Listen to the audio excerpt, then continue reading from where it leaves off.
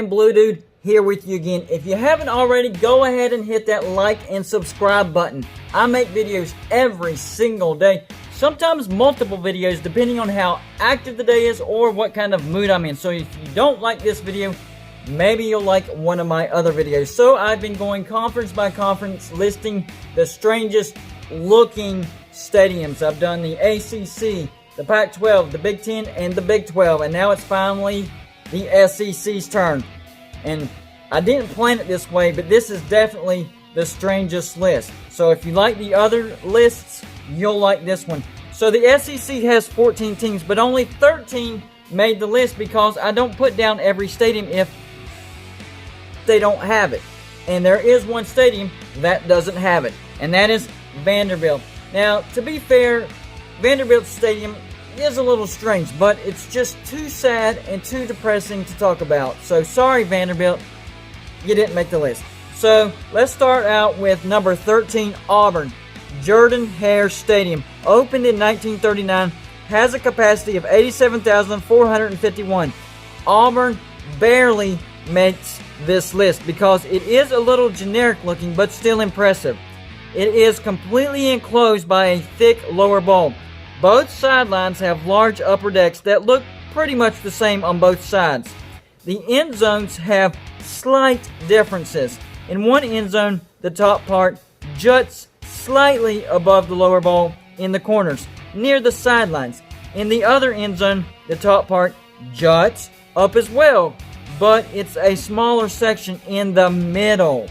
A tiny bit strange, but very impressive. By the way, it does have hedges. Keep that in mind as we go on. Auburn, number 13. Number 12, Tennessee, Neyland Stadium. Opened in 1921, has a capacity of 102,455. A massive double-deck stadium. This stadium is completely enclosed by two decks. On both sidelines, there are similar-looking press boxes. In one end zone, there's a scoreboard above the upper deck. And in the other end zone, there's a canopy that kinda sorta shades the upper deck. When Tennessee is good, this place is a rockin'. Unfortunately, Tennessee has been trying to rebuild for some time now. The disappointment on game day is just as loud as the excitement was when things were good. It's been a bummer for a while. Tennessee, number 12. Number 11, Kentucky, Kroger Field. Opened in 1973, has a capacity of 61,000 even. Ah yes, nothing says football like a stadium with a grocery store's name. Speaking of misery, this place has seen its fair share. It's fully enclosed by the lower bowl. It has a decent size upper decks on both sidelines. However, one sideline there is no press box, and on the other sideline there is. And it actually looks really good. Nice touch. In one end zone, there's that thick lower bowl, scoreboard on top, and the corners have a set of suites. In the other end zone, there's still that lower, thick bowl, scoreboard on top, and yes, suites in the corners. The only difference is a gap in the lower bowl that displays Kentucky. I think there could be more suites located there. Who knows? Who cares? Kentucky is at number 11. Number 10, Alabama, Bryant-Denny Stadium. Opened in 1929, has a capacity of 101,821. Yes, the stadium of one of the juggernauts of college football is number 10 on this list. One thing I figured out is a lot of SEC stadiums are impressive, so you might hate that word by the end of this video. This stadium is fully enclosed by the bottom bowl, of course. Both sidelines have somewhat thinner upper decks, complete with canopies, and they do look similar. The end zones also have upper decks, but they are thicker than the sideline upper decks, and they don't have canopies. The upper decks are barely connected all the way around. A little strange, but not ridiculous. Alabama is number 10. Number 9, Ole Miss. Vaught-Hemingway Stadium. Opened in 1915, has a capacity of 64,038. Oh yes, here we go. Now it's time to start upping the strangeness. Of course, this stadium is completely enclosed by a lower bowl. On one sideline, there's a nice looking press box. On the other sideline, there's a really freaking small upper deck with suites and a canopy. I'm still trying to figure out why. Anyways, in one end zone, they did finally enclose it. And a nice looking scoreboard on top, I guess. In the other end zone, there's two more small upper decks on top of the lower bowl. This stadium, I really can't figure out. Ole Miss, number 9. Number 8, Mississippi State Davis-Wade Stadium. Opened in 1914.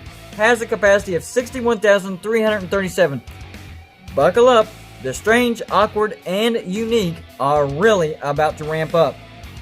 This is a horseshoe-type stadium. On one sideline, there are impressive suites and a towering but thinner upper deck. On the other sideline are two upper decks, a small middle one with a press box and suites in the center. Then a third deck, but still thicker than the other sideline I talked about. One end zone is completely open with a huge scoreboard, and the other end zone has been enclosed by two decks that form one big deck. Suites all the way around and an odd looking upper deck placed in the center with a scoreboard on top. It's strange, unique, and awkward. Mississippi State, number 8. Number 7, Georgia Sanford Stadium. Opened in 1929, has a capacity of 92,746. Very interesting, very unique, and very big. This is the official stadium known for Between the Hedges, but there are a couple of other stadiums that have hedges as well, and they're on this list. Of course, it starts out by being fully enclosed by a bottom bowl. That's where the normality ends. The upper deck actually forms a horseshoe, so one end zone is enclosed by two decks, and the other end zone is enclosed by only one lower deck that actually thins out a little from the sidelines and has a scoreboard. One sideline has that second deck with a press box and suites. The other sideline has that second deck as well and actually has a thinner third deck. This stadium is all over the place, but it is loud. Georgia, number 7. Number 6, Missouri Fair Field. Opened in 1926, has a capacity of 62,621. It's quirky, weird, but still fun to look at. If you count the hill with the Missouri M in one end zone, then this stadium is technically fully enclosed by a lower bowl. In one end zone is, yes, that hill with the Missouri M, with the scoreboard on top. A nice place for a picnic if it's not a packed house. The other end zone is actually fully enclosed by the lower bowl with actual stands, and it also has a scoreboard. The sidelines are completely different. On one sideline, there's a massive lower bowl with a nice looking press box and suites. The other sideline also has a massive lower bowl with an odd looking and very thin upper deck. This stadium is just strangely put together. Missouri, number 6. Number 5, South Carolina Williams-Brice Stadium. Opened in 1934, has a capacity of 80,250. This is actually one of the loudest stadiums in the SEC, despite the Gamecocks' lack of success. Willie B gets a rockin'. Another SEC stadium that also has hedges. It is technically not fully enclosed. On one sideline, the lower deck does not connect to both end zones. It also has a nice upper deck. The other sideline does connect to either end zone. No, this one does not connect to either end zone. It also has a nice upper deck. And don't forget about those awesome lights on both sides. I love those things. So one end zone has one deck that connects to one sideline and has a big scoreboard. The other end zone has 3 decks. The bottom deck connects to one sideline. That's it. The middle deck is thin and the upper deck looks odd with that flare in the middle. My suggestion, connect the other sideline to both end zones. South Carolina, number 5. Number 4, Texas A&M Kyle Field. Opened in 1927. Has a capacity of 102,733. Yes, this is a monster of a stadium, but It also has weird dimensions. This stadium is fully enclosed by 2 thinner decks. Yep, already strange. On one sideline, there's 3 decks that look similar, and a separate canopy that contains the lights, suites, and a press box.